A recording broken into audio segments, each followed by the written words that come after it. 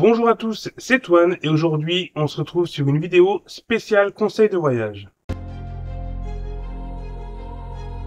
J'ai toujours rêvé de voyager, de découvrir le monde et les richesses que nous apporte cette bonne vieille planète. En 2022, j'ai voyagé en Amérique latine. 6 mois de pure liberté, du Mexique jusqu'en Colombie. Et tout ça, ça a changé ma vie.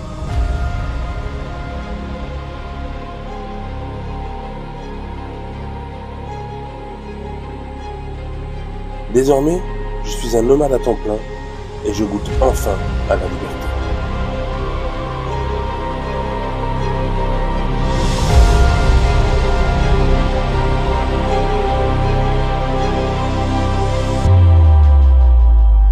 Alors que vous soyez un amateur d'aventure ou quelqu'un qui a l'habitude de voyager, je pense que ces conseils parleront à tout le monde. Alors, lorsque on décide de voyager, la première chose qu'on fait, c'est de planifier un itinéraire, et c'est très bien. Par contre, comme premier conseil, ce que je peux vous dire, c'est laisser place à l'imprévu. Voilà, tout simplement. Par exemple, moi, quand j'ai décidé de partir en Amérique latine et de voyager donc du Mexique jusqu'à la Colombie, j'avais fait un itinéraire en grande ligne. Donc, j'avais choisi les villes, les lieux plus ou moins où j'allais dormir. Mais en cours de voyage, j'ai décidé de changer mes plans et donc du coup, je prenais pas forcément l'itinéraire qui était prévu de base. Et ça m'a permis de faire des découvertes énormes, notamment par exemple quand je suis parti sur la côte ouest de la Colombie où j'ai voyagé à travers la jungle, où j'ai découvert des villages plus ou moins autonomes et des habitants tellement chaleureux. Eh ben, c'était pas prévu à la base. J'avais pas pris sur mon itinéraire, j'avais pas choisi de mettre ce fameux côté ouest de la Colombie. Et donc du coup, si j'avais suivi à la lettre mon itinéraire, jamais j'aurais pu découvrir ces paysages magnifiques. Alors, comme deuxième conseil, et ça concerne uniquement les personnes qui sont véhiculées, qui partent en fourgon, en voiture, en camping-car, enfin peu importe. Surtout, ça paraît bateau de le dire, mais on n'y pense pas forcément tout le temps. Surtout, vérifiez bien le véhicule avant de partir. Ça paraît logique, mais c'est essentiel quand même, puisque ça va être notre moyen de locomotion, notre endroit où on va dormir, l'endroit où on va passer la plupart de son temps. Donc du coup, il est très important de vérifier le moteur de façon générale, la carrosserie et tout le bazar. Enfin, voilà, un contrôle technique complet. Un autre conseil que je peux vous donner, et ça va de pair avec le premier, c'est que il faut être prêt à subir son voyage avec les imprévus. Subir, c'est un grand mot, mais c'est être comment je pense notamment, par exemple, aux personnes qui sont très encadrées dans leur vie, qui ont une vie très cadrée, avec qui est déjà prévue à l'avance, etc. Ça, on oublie. Dans les voyages, surtout en road trip, l'imprévu, c'est vraiment une des particularités du voyage. Donc du coup, il faut être prêt à avoir des imprévus. Par exemple, je me suis retrouvé à faire du stop en plein Salvador. J'ai attendu 3 heures au bord de la route. Voilà, c'était quelque chose qui n'était pas prévu à la base. Et en fait, j'en ai tiré que du positif et ça a été une chouette expérience. Un autre conseil que je peux vous donner, c'est prenez le temps. Et ça, c'est pareil, ça paraît bateau, mais malheureusement, c'est pas quelque chose qu'on fait quand même souvent. C'est prendre le temps d'explorer, de s'émerveiller de ce que la nature nous offre. Franchement, c'est inouï. Les voyages, les road trips, ça nous permet aussi de se centrer sur nous-mêmes et de découvrir la nature, la vraie nature. Et c'est exceptionnel. Tout ce qui est parcs naturaux, tout ce qui est sites touristiques, même si je suis pas forcément fan, mais ça offre aussi beaucoup de visibilité sur l'histoire des lieux. Tout ce qui est petites villes pittoresques, villages.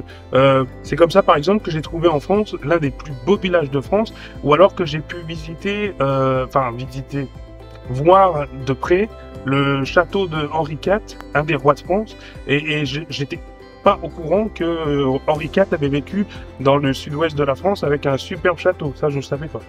Là, maintenant, on passe au conseil surtout réservé aux gens qui voyagent en sac à dos.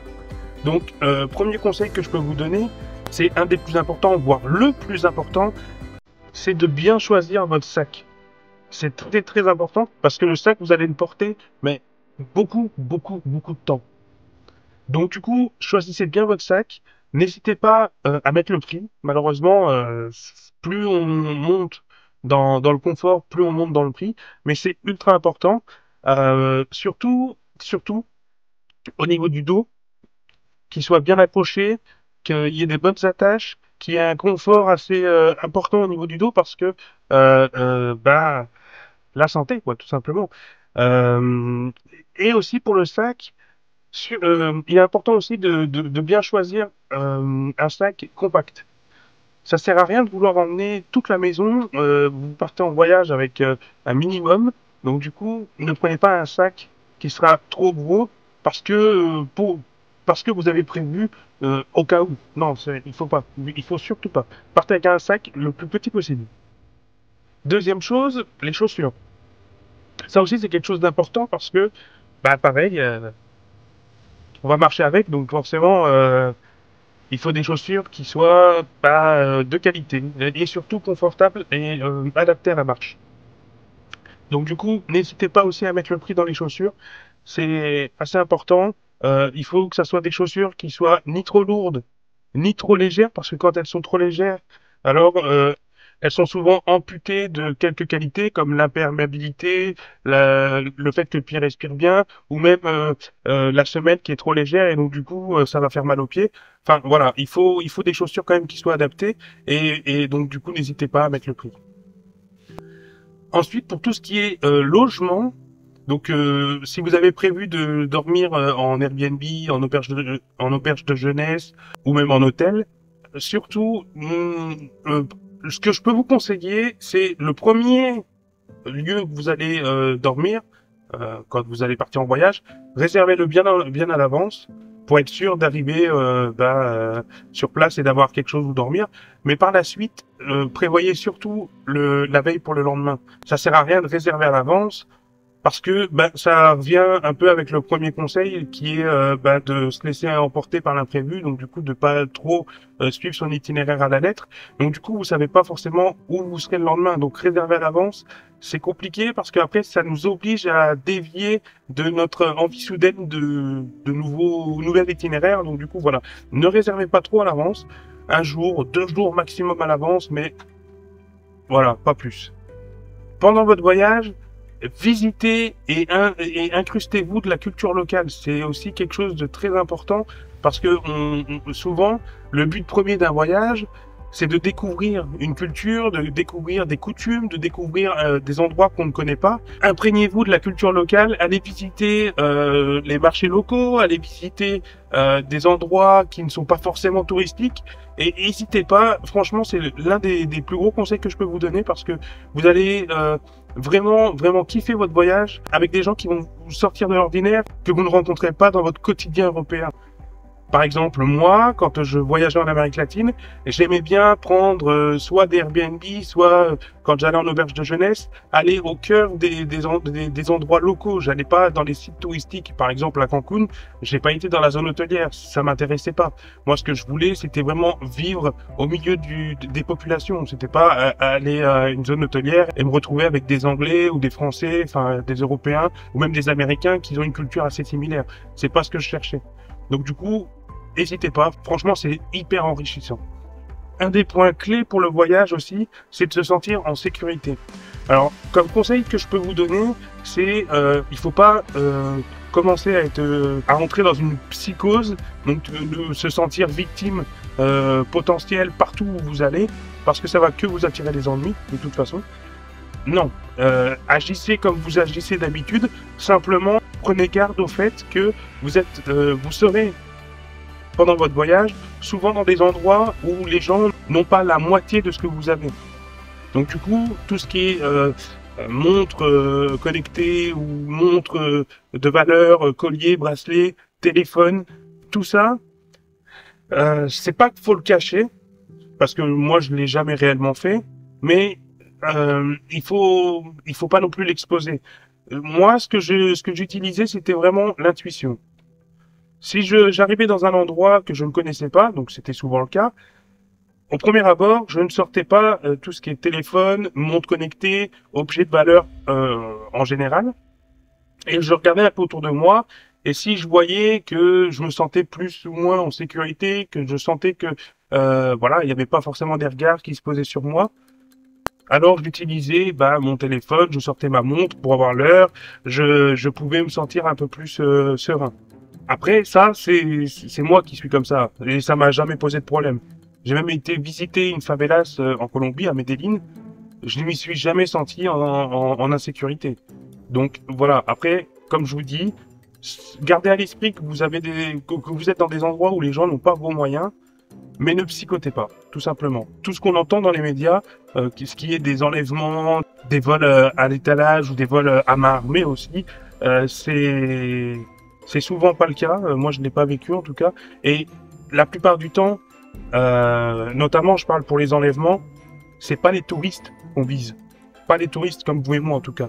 C'est les gens fortunés puisque souvent les personnes qui s'occupent de ces enlèvements font partie des organisations criminelles et donc du coup ils savent qui ils enlèvent. Ils enlèvent pas quelqu'un qui a pas d'argent, ça leur intéresse pas. Donc du coup, voilà, ne commencez pas à croire tout ce que vous voyez dans les médias. Allez-y sereinement, mais gardez à l'esprit qu'il faut quand même faire attention. Et enfin, dernier conseil que je peux vous donner, c'est ne mettez pas une date butoir à votre voyage, ça sert à rien.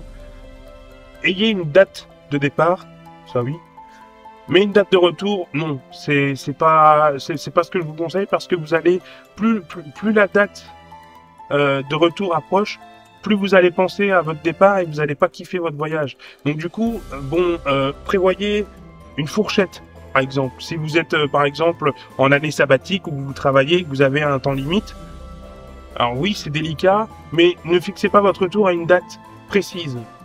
Prévoyez une fourchette. Parce que comme ça, vous allez kiffer votre voyage jusqu'au bout et vous n'allez pas être, être là à penser à votre retour et donc du coup ne pas profiter de votre voyage. Voilà, tout simplement.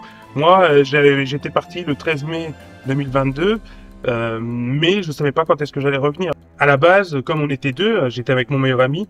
Lui, il était parti de Bogota pour rentrer en Europe et moi j'avais prévu de rester et de continuer mon périple et je savais pas quand est-ce que j'allais rentrer.